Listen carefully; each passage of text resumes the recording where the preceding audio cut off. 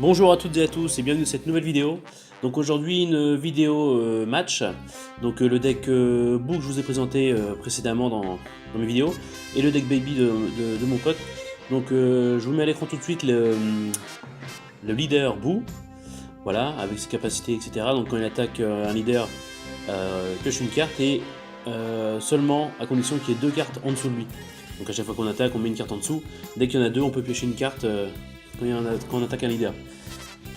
Au bout de 4 il s'éveille, on met deux énergies en bonne inertie, on les remet en mode action. Et puis le baby c'est quand il attaque une carte leader il pioche une carte, et pareil au bout de 4, dès qu'on le met en éveil, on peut remettre deux cartes inertie en mode action. Donc c'est parti pour le match. Donc je suis là-haut avec mon deck Boo forcément, et mon pote a son deck baby. Donc il commence par mettre un baby à la vengeance libérée, qui lui permet de faire une absorption une fois qu'il aura une carte à mettre en dessous pour aller chercher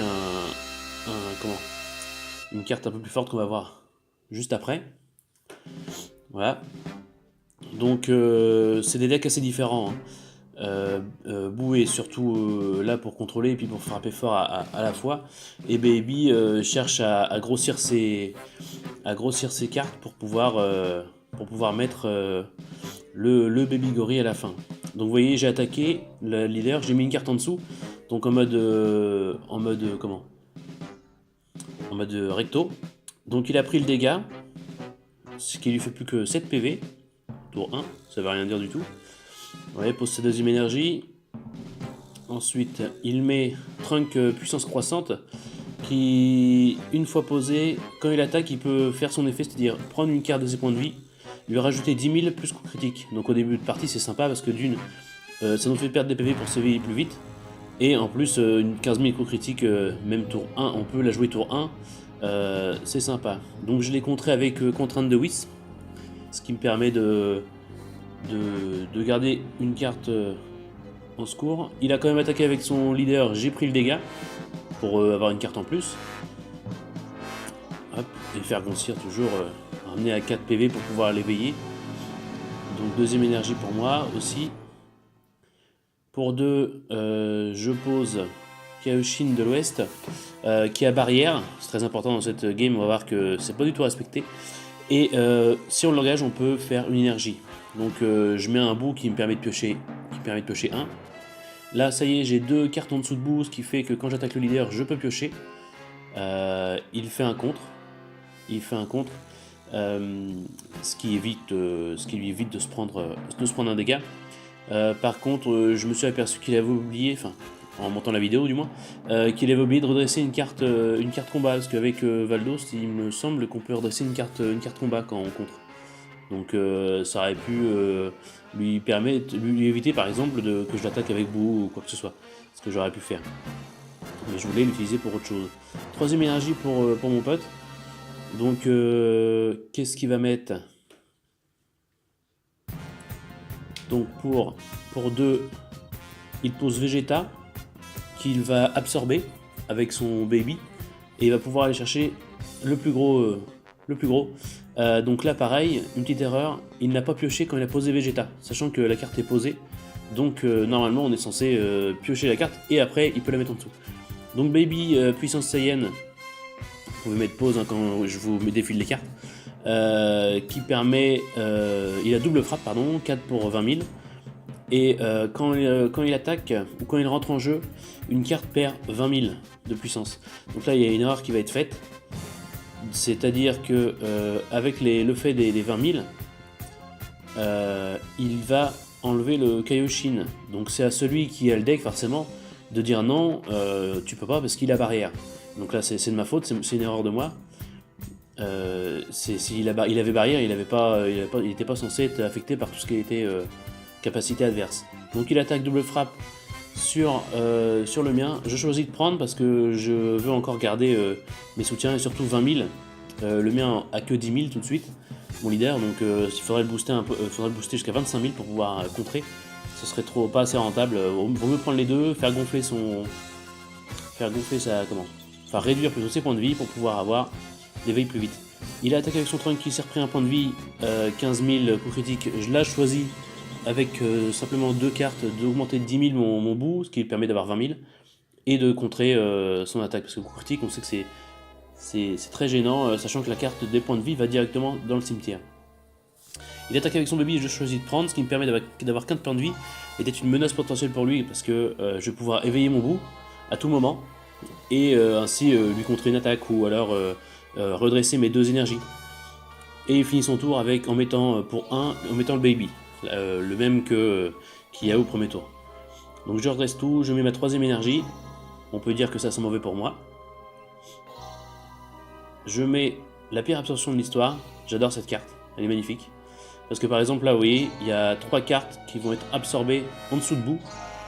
Alors normalement c'est une seule carte, sauf que là, vu qu'elle a été absorbée, les 3 cartes du dessous vont pouvoir faire gonfler mon bout, et ainsi faire sa capacité. Donc j'éveille mon bout.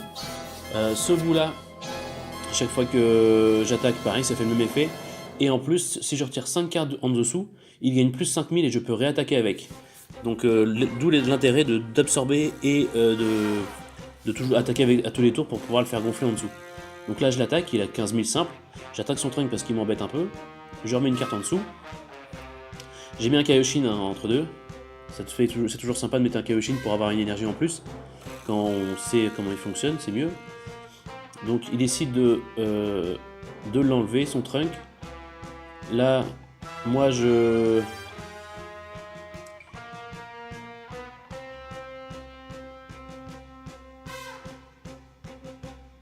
ne fais rien.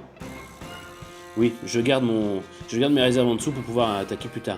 Donc là je viens de me rendre compte par exemple que le Kaioshin ne devait pas partir. Il met sa 4ème énergie, donc c'est son tour, il met sa 4ème énergie. Pour 4, il va mettre l'anticipation de hit, qui est une très très forte carte. Double frappe, 20 000, oui 20 000 pour 4. Et il choisit 2 cartes combat. Donc vous voyez ce qui va suivre là. Il a pris 2 cartes, et ne connaissant pas sa carte, n'étant pas sûr de son effet de sa carte, en fait c'est 2 cartes combat. C'est pas, et il m'a pris une carte, vous voyez, l'épée absorption du bout, il m'a pris.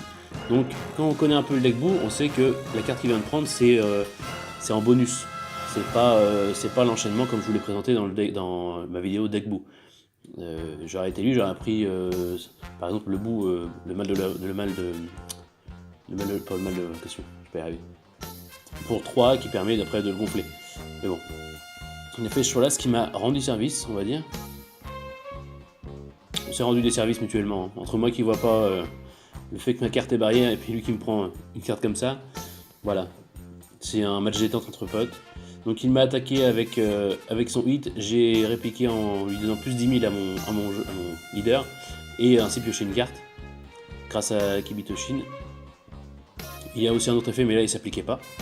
Il m'attaque avec son baby également. Qu'est-ce que je décide de faire? J'ai décidé de prendre... Ah non, c'est ça, c'est une erreur, c'est une erreur, c'est-à-dire que... Enfin une erreur, oui, non. Il a attaqué le leader pour piocher, mais lui ayant 10 000 et moi 15 000, ça n'a rien fait. Par contre, il a pu piocher une carte, ça c'est ça qui est important. Même si, de toute façon, le leader en action ou en inertie, il sera toujours... il est possible de l'attaquer, donc autant attaquer pour faire son effet, piocher une carte supplémentaire, c'est toujours mieux. Voilà, bout le mal incontrôlable. Pour 3, donc celui-là il a une absorption pour 1, ce qui permet de mettre une carte en dessous, peu importe laquelle, il y a des cartes qui sont favorables, et ensuite aller chercher un bout plus fort. Donc par exemple, pour 1, je mets Kaioshin du sud défiant bout, ce qui me permet d'aller chercher un bout un peu plus fort, et le Kibitoshin du sud, ce qu'il faut savoir sur lui, c'est que quand il attaque, on peut envoyer une carte de 3 ou moins d'énergie dans la main de son propriétaire. Là, le bout qui est au-dessus, comme vous avez vu dans la définition, permet d'avoir, donc il a réplique, 25 000, ce qui est déjà très fort, et s'il y a un Kaioshin du sud en dessous, ça permet de renvoyer, de faire l'effet du Kaioshin. Donc là, je lui ai enlevé ces deux cartes. Donc, en attaquant, je lui ai renvoyé son baby à 1 dans la main, et puis en faisant l'attaque, en résolvant l'attaque, je lui ai enlevé l'anticipation de hit. Là, je vais enlever un PV avec la réplique. Et je gonfle encore mon bout. Malheureusement, c'est un bout de SR 7 qui va 7 mana qui va en dessous. Donc là, il choisit d'éveiller son gorille. Donc son gorille fait que quand il attaque, il pioche une carte. Et puis, il choisit une carte de combat et une carte de combat adverse. Et les obtient moins 10 000 pendant toute la durée du tour. Alors ça va pas être forcément le cas tout le temps, il me semble. Mais donc voilà, j'ai attaqué une fois, il l'a contré en faisant ça parce que je l'ai pas boosté. La deuxième attaque, alors vous voyez là je trie parce que je me dis toujours que si jamais je mets les siennes dans mon cimetière, il y a peut-être une carte qui permet de renvoyer les cartes du cimetière. Enfin, il va y avoir quelque chose, il y a quelque chose qui est possible en enlevant les cartes du cimetière de son adversaire pour pouvoir les remettre dans une zone de dimension parallèle, etc. Donc pour éviter tout risque, je garde les siennes en dessous des miennes. Donc il a perdu un PV parce que du coup mon bout il a 20 000. Il avait pas envie de le booster, il avait plus de mana. Ils étaient tous en mode action. Donc voilà, donc là on peut dire que j'ai l'avantage, mais à voir ce que ça donne. Donc 5ème énergie, c'est souvent dans les derniers tours que ça se joue. Donc il met un nouveau baby. Pour 3, il met Vegeta, il me semble. Voilà, Vegeta qui n'a aucun effet en arrivant. Par contre, il va pouvoir l'absorber et remettre à nouveau un petit bonhomme embêtant. C'est le même, exactement le même, Baby Puissance Saiyan, voilà. Qui fait toujours moins 20 000 à une carte. Donc là, il va certainement choisir le bout parce que l'autre est en barrière. Donc, parce qu'il peut pas, comment dire, il peut pas cibler les cartes leader. Du coup, il choisit mon bout qui maintenant a 5000, qui est une cible facile. Donc, il attaque, il m'attaque mon bout. Donc là, j'ai un choix, soit je le booste, mais j'ai plus de mana, donc ça va être compliqué de le booster. Soit il me l'a pris, mais ça m'enlève un peu, ça me crève un peu le cœur parce que c'est vrai qu'on met du temps à monter ces cartes-là. Enfin, du temps. On met un peu de temps à monter ces cartes-là. Et puis là, il me dit, je mets un super combo à 10 000. Donc sa carte à 30 000, j'ai 5 000. Je me dis clairement que ça sert à rien de me battre contre ça. Et je comprends pas d'ailleurs pourquoi il a mis cette carte-là en plus, sachant que il était déjà à 15 000 de plus. Et je comprends tout de suite après parce que il met fou. Et pour remettre une carte espace-temps 5, il faut mettre les 5 cartes dans zone de dispersion en espace-temps. Dans l'espace-temps. Et il n'en avait que 4, c'est pour ça qu'il a fait ça. Donc pour 1, il a mis fou, il a 20 000, double frappe. Espace-temps 5, ça je l'ai dit. Et puis, donc, même erreur que tout à l'heure. En mettant fou, il enlève, il met KO une carte. Il met KO une carte adverse, peu importe la puissance, etc. Il a désigné Kaioshin, même s'il a toujours barrière, c'est de ma faute. J'ai dit d'accord, très bien. Donc je l'ai enlevé. Une erreur de ma part. Toujours. Et j'ai décidé de prendre les 2 dégâts pour avoir 2 cartes de plus, donner plus de chances de potentiellement faire quelque chose. Donc là, il a attaqué avec son leader. J'ai mis 5000 de plus pour avoir 20 000 en défense. Voilà, donc là, je sais très bien que ça va jouer maintenant. Je récupère mes 2 cartes de anticipation I qui m'avaient enlevé de la main. Donc en tout, là, j'ai eu, c'est ma 5ème carte que j'ai en plus. Donc j'ai potentiellement assez de cartes pour faire quelque chose de bien si mon deck est bien construit. Donc j'ai 5 énergies, 2 PV, lui a 3 PV, 5 énergies. Il y a un seul PV de différence. La grosse différence par contre, c'est que lui a 2 créatures. Même s'il ne devrait en avoir qu'une, car l'espace-temps s'en va normalement directement après. C'est le désavantage. On a des cartes fortes, mais en contre-coup, il ne dure pas longtemps. Donc là, j'ai fait la pire absorption de boue sur la même que tout à l'heure. Ça me refait gonfler mon bout. Je pose un puissance accrue de boue qui me permet de piocher. Et puis, donc là, tout ce que j'ai fait, c'est anticiper. J'ai nettoyé un peu son terrain pour pouvoir ensuite voir ce qu'il va faire. Et puis, il me reste une d'énergie. Donc là, je me suis rendu compte que... On s'est rendu compte plutôt que le fou était de trop. Donc j'attaque quand même avec mon leader, ce qui me permet de piocher et d'attaquer son baby. Sachant qu'il a plus de 3 PV, ça nous mettrait sur un pied d'égalité. Je le booste, ce qui lui donne 20 000. Donc à moins qu'il ait des cartes pour booster. Sinon, il se prendrait un PV. Donc il se prend un PV, voilà, donc on est sur le même pied d'égalité. Je regarde le nombre de cartes que j'ai, j'en ai 5. Oui, important, les cartes qui sont en dessous vont toutes dans mon cimetière. Elles ne retournent pas dans le sien. C'est spécifié sur la carte. Donc je rattaque 20 000. Voilà, je rattaque avec 20 000 le bout.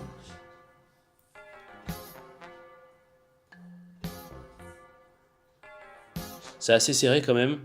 Donc je rajoute 5 000. Donc ça fait 25 000. 25 000 de puissance. Je suis désolé pour le focus du téléphone. Donc 25 000 de puissance pour pouvoir lui retirer un PV.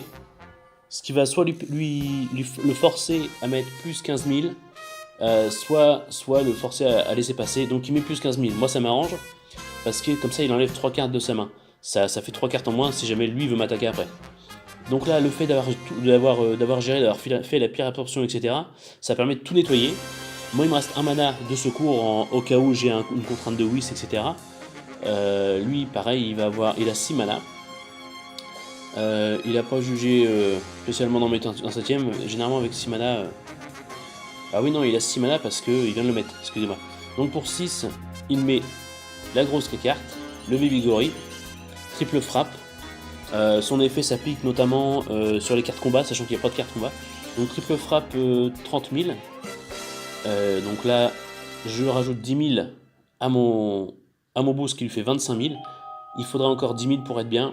Pour 1, je mets Haricot Magique qui lui rajoute plus 5 000. Donc là, ça lui fait 15 000, ça fait 30 000. Et pour 1 à nouveau, je lui rajoute 10 000. Sachant que j'avais que ça pour faire ce qu'il fallait. Sinon j'aurais rajouté juste 5 000, c'était bon. Le Haricot Magique reste toute la fin du tour, si jamais il y a une autre carte qui va attaquer, etc. Par exemple, il n'a pas pu attaquer avec son Baby Gory, parce qu'il ne voulait certainement pas le booster. Et comme grâce à l'Haricot Magique, mon bout avait 20 000, ça lui a évité de faire ça. Donc je remets à un bout le Mana contrôlable, le Kaioshin en dessous, je recherche à nouveau le bout à 25 000, toujours avec le Kaioshin en dessous. Bon là ça va pas être nécessaire. Donc il me reste, si je ne me trompe pas, il me reste 3 mana. Je mets une carte en dessous parce que c'est obligé et puis c'est toujours sympa. Donc 3 mana. Et là c'est un peu critique parce que lui de son côté a sa grosse bête mais n'a plus de mana. Moi de mon côté j'ai 3 mana, une grosse bête également. Et puis j'ai mon bout qui vient d'attaquer. Donc à voir ce qui va se passer. C'est un flux tendu. Donc le fait de mettre des grosses bêtes c'est bien. Maintenant faut voir quel deck on a en face et voir à pas se faire avoir entre guillemets. Donc là je mets un Haricot Magique, pardon, ce qui me permet de redresser 2 mana et de rajouter 5 000 à mon bout. Ce qui fait qu'il a 20 000. 20 000, donc je l'ai attaqué, il a pris son PV. J'attaque avec mon bout à 25 000. À voir ce qu'il fait. Donc là il me reste toujours 4 mana en vue, lui à 0. Donc potentiellement ce qui peut arriver c'est il a beaucoup de cartes en main avec en soutien 0 plus 5 000. 0 de mana et 5 000 de combo. Et dans ce cas là il peut gérer les 2 attaques du bout. Donc vous voyez là il en gère une en mettant plus 15 000 à son baby, ce qui lui fait 30 000 pour 25 000. Donc c'est super. Et là j'attaque. Donc s'il n'a rien, il a rien. Et moi pour faire ça, je le finis en mettant le petit bout pour 1. Donc voilà. Voilà ce petit combat. C'était un petit combat entre potes sympa. Il y a eu des erreurs, mais bon, c'est pas bien grave. L'important c'est de s'amuser. Donc j'espère que ça vous a plu. Je vous referai d'autres combats comme ça, c'est sympa, peut-être avec une meilleure qualité de vidéo. En tout cas, c'était un beau match, un peu tendu, mais c'est ça qui fait plaisir. Donc amusez-vous entre potes, faites-vous plaisir. Et puis voilà, moi je vous dis à bientôt pour une prochaine vidéo. Et merci de m'avoir suivi. Ciao!